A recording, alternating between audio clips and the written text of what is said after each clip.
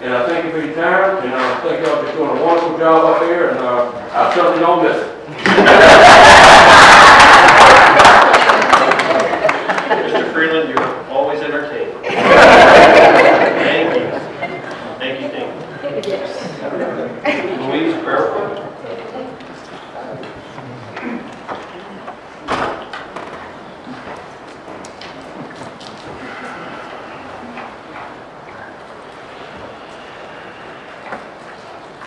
Good evening.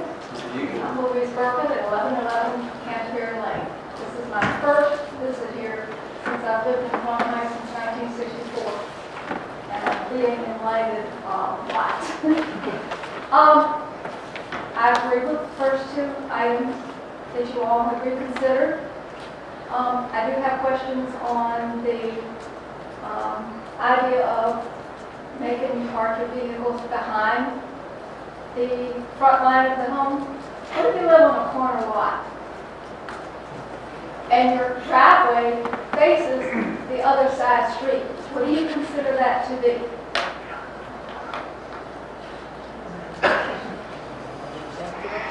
Say that, just, oh, it is behind the front lane of the house. You would be in. Your side of your house is facing the main road. Correct. We have a few situations like that. You would be in compliance.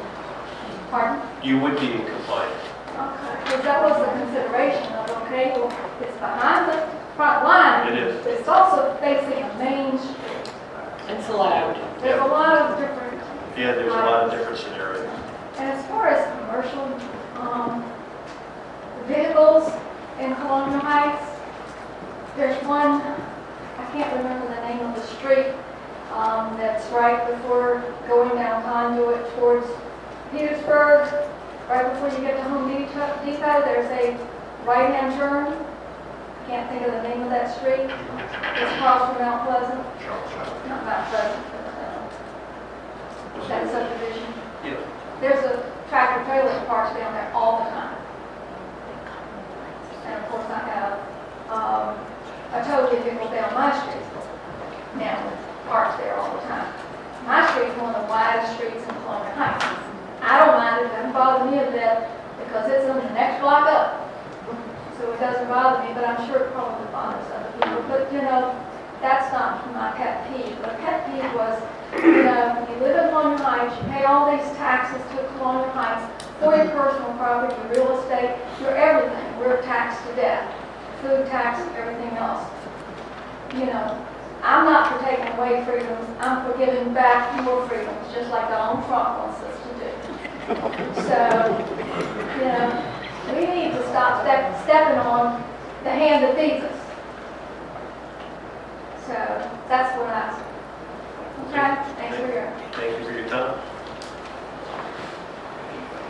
That's my story, and I'm sticking to it.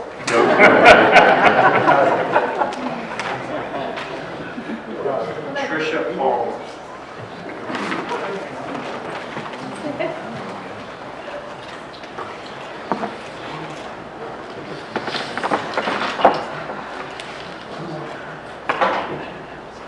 Tricia Palmer, 202 Marble Drive. Good evening. I have written out this 2 pages of things that I could say. And during listening to all the other folks talk and hearing people's whispers, it's really upset me. It's neighbor against neighbor. It's stab, stab, stab, jab, jab, jab. Let's keep that from making a living. This lady just talked about a tractor trailer that's sitting on the side of the road. All he's trying to do is feed his kids. That's it. That's all he's trying to do is put dinner on the table for his children and his wife and pay the taxes and keep all of us in jobs. He drives a tractor trailer. We don't know what he delivers. He could deliver to our grocery stores that brings our food. We keep putting restrictions on everything in this city. And you gotta let people breathe. You gotta let expressions, if somebody wants a big, ugly, pink flamingo right square in the middle of their yard, it's their yard. They pay taxes on it. I listened to this and I am just, I am going nuts, because what gives anybody the right to judge what their neighbor does for a living? I own a towing company, I do. My husband drives a truck.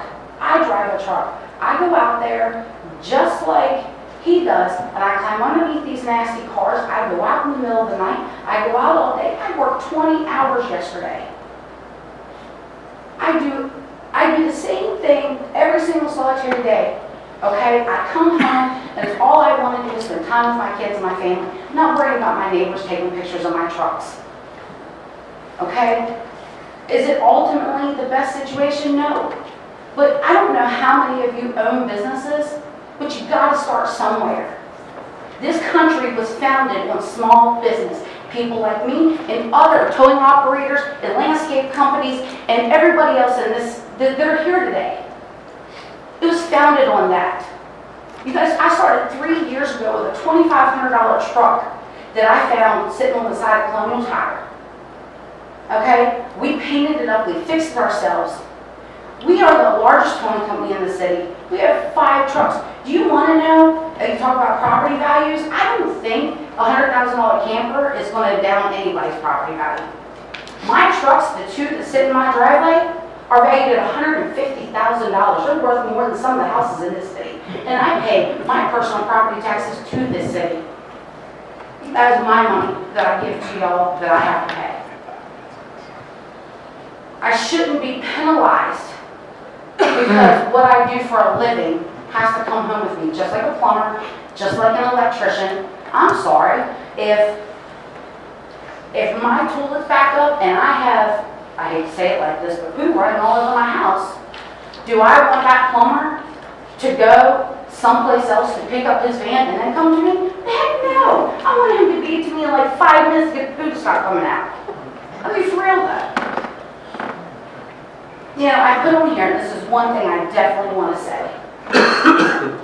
Alright, I don't know how many of y'all have kids. I know some of you personally. I have a 17-year-old son.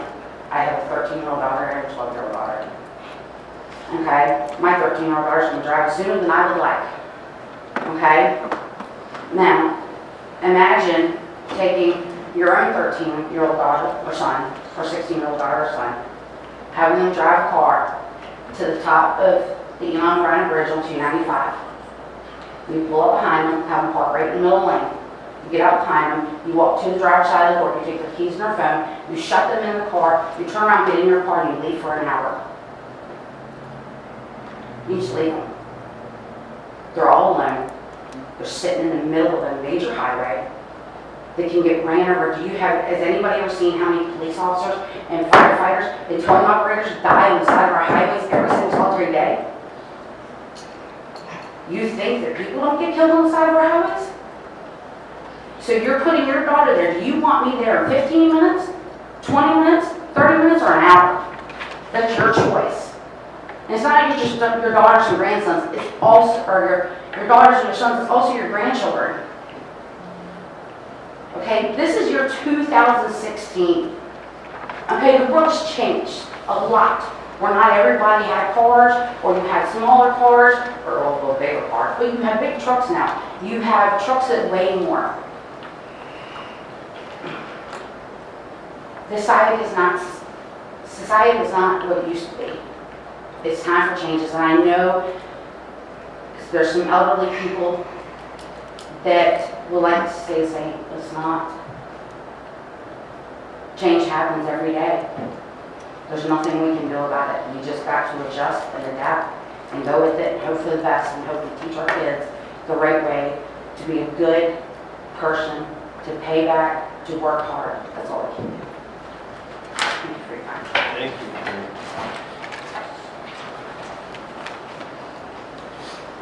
Louis Wasson.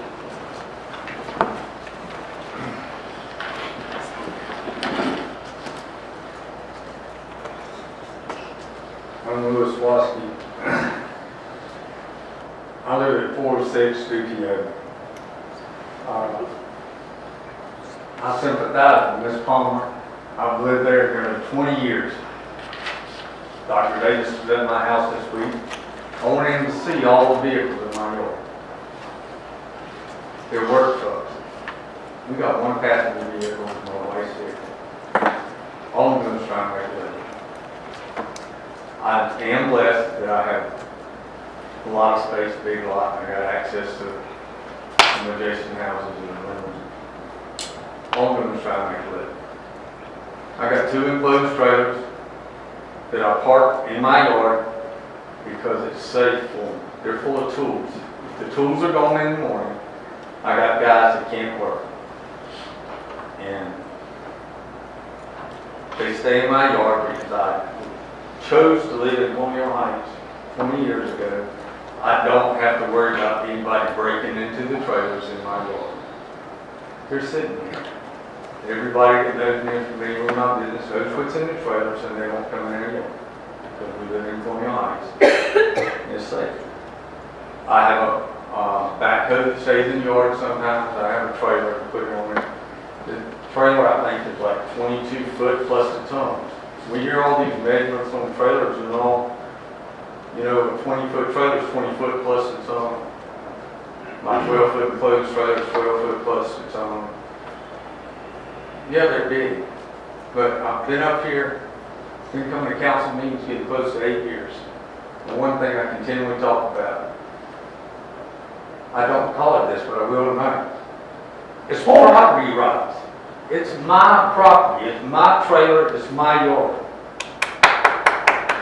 And I've told you before, if Please refrain. I want to raise hogs in my front yard, I should be able to. But I'm not going to raise hogs in my front yard. I told Dr. Davis this week, whatever happens with this ordinance, I'll comply. I'm getting too old and wise to fight some battles. So if I can't keep these vehicles, these trailers along my yard, I'll take them somewhere else. And when it gets impractical for me to go and pick up a trailer in Dinwiddie or Prince George or Petersburg or whatever, I guess I'll just have to move my business or something. But this is our property. Now, last month I talked to you about young families, especially on the south side. I contacted one of these young families this week and mentioned about the council meeting. They said they're not coming. This was a young family and they were concerned about the trailer ordinance and all, and they got a 50-foot lot and they've been there 4 or 5 years. They're not coming. They talked to a realtor this week. They'll live in town. And anybody wants to contact me after the meeting, I'll give you their name, address, phone number. Y'all contact me. This is no Buddy Waskey fairy tale. This is it. Let's take this scenario here and turn it around. Why don't we make this code and accommodate these small businesses, accommodate these people, these families, these young families that got small yards and they got a boat and a trailer and all. If they got to park it in their front yard, who cares? If they got to park it on the street and it's not going to create an accident, who cares? Last week I was floored. I stayed out there and I think 3 or 4 times I heard, what do you want us to enforce? What do you want us to enforce? What are we going to enforce? Wouldn't it be great that you didn't have to enforce this? Just, if it's their property, let them put it there. The people that are working on enforcing this, we'll retrain them. We'll put them in another department. Do something else. I mean, there's always a department that can use some help in the city, I'm sure. But why don't we just look at stuff this way, that this is their property, and use it as an incentive to try to attract business, to try to attract young families, instead of limiting their property rights. You know, if Mr. Waskey, can you conclude? if they want to park their trailer in their front yard, they have to, they'll park the trailer there. I appreciate your time. Thank you. Thank you, Mr. Waskey. And Hipsey.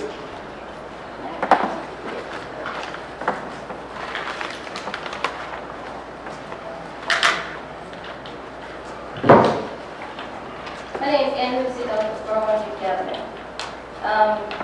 The city needs to open their minds to the needs of the whole community and not the complaints of a few.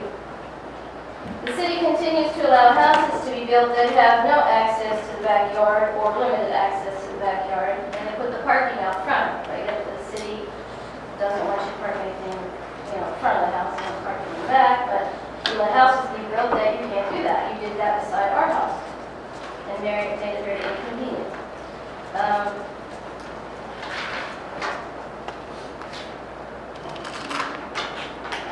What I want to know too is, okay, if these items are eyesores, which they say they make property values go down, why does the city have a lot full of them in a residential area in full view?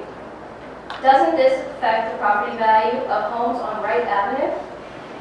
Doesn't anyone living there ever complain about that? You have a whole lot of the city trailers right there in between row of houses, this side, left side, right side, and on the other side of the street. But nobody says that hurts their property value, and that's city property, right there, plain view.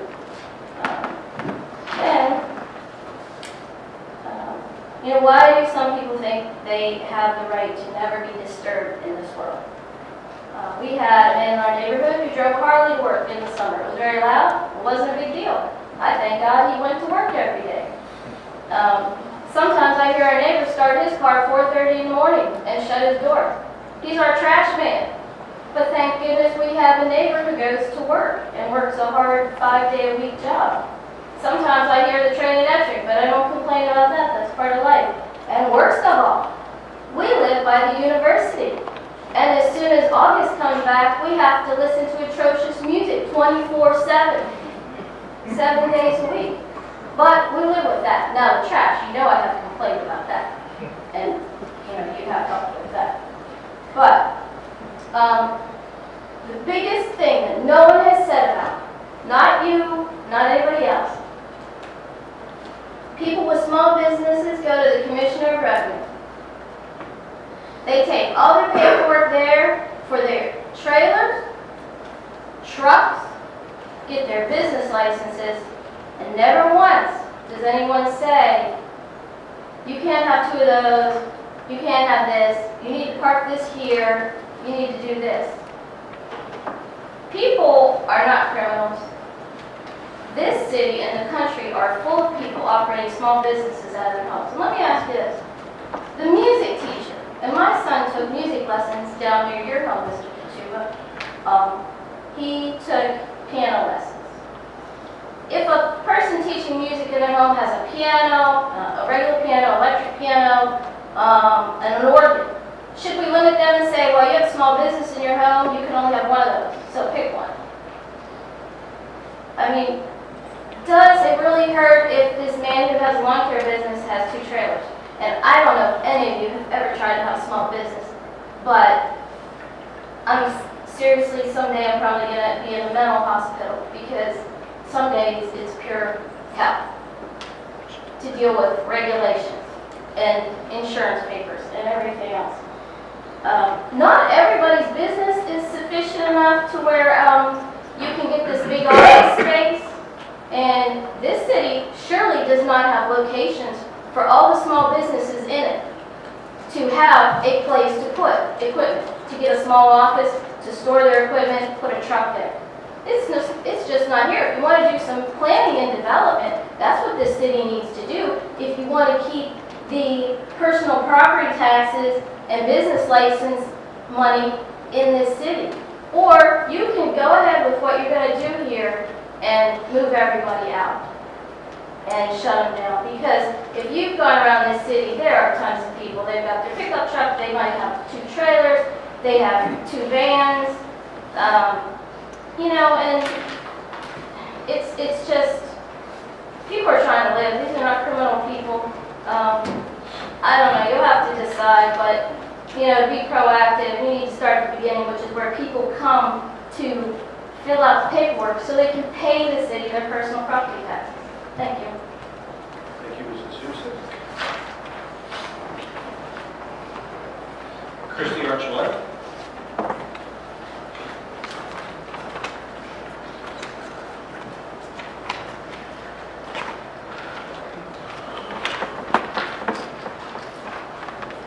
Good evening. Sorry, I can't see with my lights and I can't see without. Good evening, ladies and and gentlemen. My name is Christy Palmer Archuleta, and I live at 919 Azota Lane. I am the sole owner and operator of Palmer Soil Recovery and have been in the city for over 25 years. Tonight, I have heard a lot about the issue, and I'd like to thank you for addressing this issue as a public hearing so we can all kind of discuss it. We have coexisted with the city, with the Colonial Heights community for over 25 years. We know what it's like to be in a neighborhood. We do not have access to our backyard or our side yard, so we have our trucks in the driveway. There is one on the street at this time, but mainly they usually stay in the driveway. We cut our emergency backup alarms off before we come into the neighborhood. We make sure as soon as we park, we don't put the air brakes on at night to make noise. And we do everything we can do to try to eliminate any noise that we bring into the city, into our community, into our neighborhood, so that we're not interrupting anybody. We live right beside another house, and I know their bedroom's right there, but I have asked them many times if we woke them up, and they said no, they never heard anything. But small businesses brings revenue into the business, into the city, that will be irreplaced if this code section goes into effect, because small businesses will be forced to move or take their businesses out of the city. And I understand the city's concern with parking and safety and the safety of the quality of the community. But instead of penalizing a large portion of the residents, it seems more sensible to penalize those who are actually causing a problem. If we're here in front of council on this issue, obviously there is a problem. And I believe that people that have voiced their opinion tonight, whether it's against or for, I believe both of them have valid points. But you have to understand your neighbors, and you may do something totally different. We may come in at 2 in the morning, 3 in the morning, go back out, come back in, but that is our job, but we respectfully do it. If you do move vehicles, if we have to move vehicles somewhere else instead of our house, you are going to hold up the quick response times that we have to free up the emergency services that are waiting for us to clear a roadway.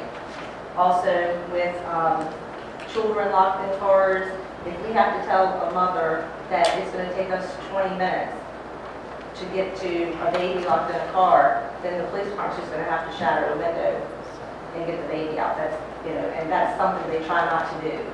So I just feel like that, in my experience, we have not had issues as these from many other tow truck drivers that work hard to help the city, and newcomers to this business are now causing issues that is causing council to question the ability of small business owners to take responsibility for their individual companies. This has also brought an issue for a lot of citizens who do have work vehicles and work out of their home, but I urge council to vote against the code section for the sake of the citizens and small business owners of the community, and instead handle the issues the council has with the individual companies causing the problem. And I understand this is a complex issue, and I thank City Council for taking time again to let us speak. Thank you. Thank you, Mr. Archuleta. Next, Frank King.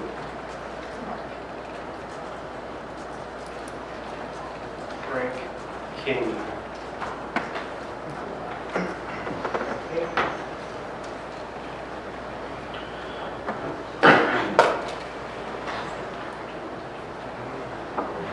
Bo Crowder. Bo Crowder.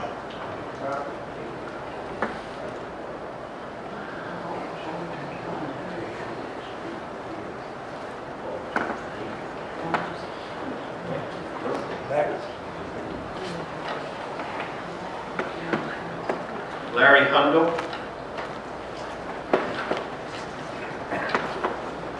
Thank you. My name is Larry Hudnall. I live at 106 Sherwood Drive. Can you answer a question? What constitutes the front line of the house? Does that include the steps, the front porch? What constitutes the front line? Main structure. The main structure. Okay. For 25 years I've lived in Colonial Heights.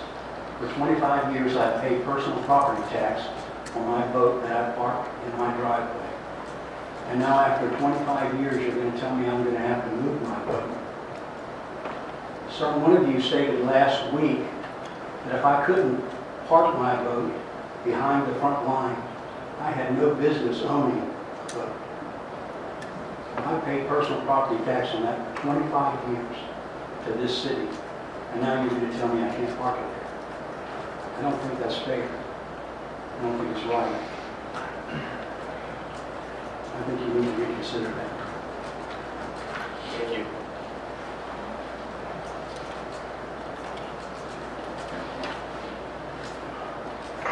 Great catch.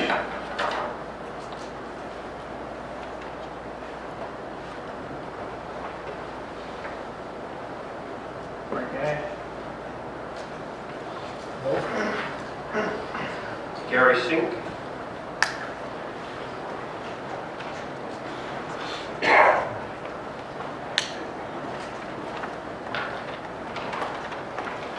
Hello, folks.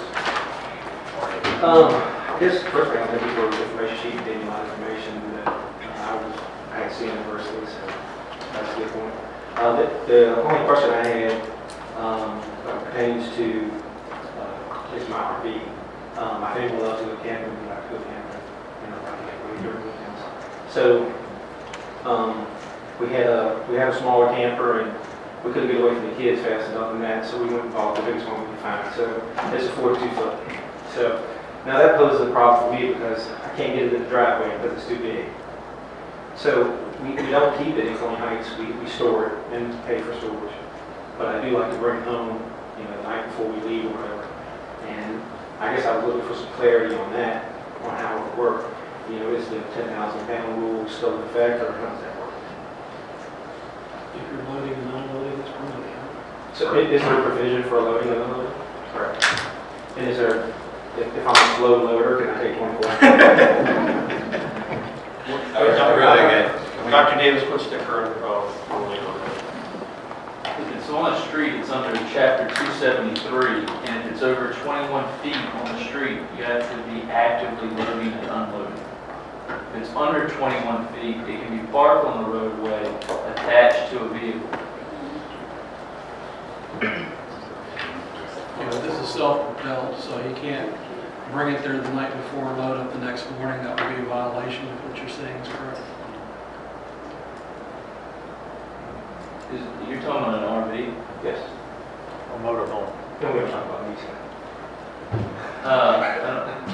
An RV under 273, it describes trailers, but Not RVs. Mr. Mayor, I would suggest this is putting, I think, Mr. Davis in a very tough spot. He doesn't have enough facts to really. We can get on this. Right, and the only thing I would like for you all to consider is that, like I said, my camp's too big, it's my fault. I bought one too big, I didn't, they don't let you test drive and park in the driveway. So we do have to park somewhere else. But, to take our stuff, to where we store it, load it up, and then can't unload it home, it's tough. So the only thing I would, and obviously my issues compared to the passion that spoke before me is a lot less, and I kind of feel frivolous for asking, but and it does affect me. So what I'm asking is if you would consider, loading and unloading, and if there was some research to that. Mr. Mayor, if I can make Yes, Mr. Green. I would think that the situation is such that nobody's riding around the city looking for violations of that nature, unless somebody complains about it. Right. But the other You thing could is, be a slow loader, I would think. right, and I did speak to all my neighbors about it, and be honest, I can't forgive them. If you are leaving the next morning and you put your suitcases in at night, and then you put your cooler in the morning, I consider that actively loading. I don't know if that's the right interpretation. I think I like your definition. Thank you, folks, I appreciate it. Thank you so much.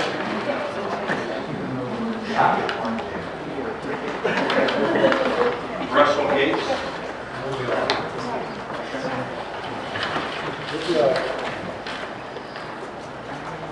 Good evening, Council. I'm Russell Gates, 114 Arlington Avenue, Southern Colonial Heights. My